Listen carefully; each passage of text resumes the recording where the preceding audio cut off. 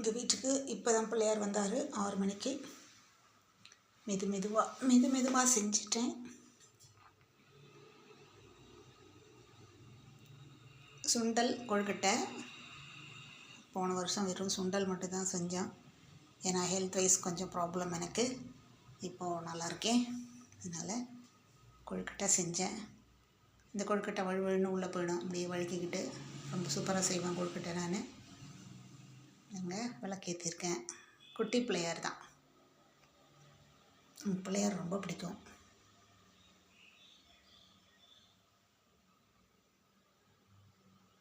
வாங்க எல்லாரும் எங்கள் வீட்டுக்கு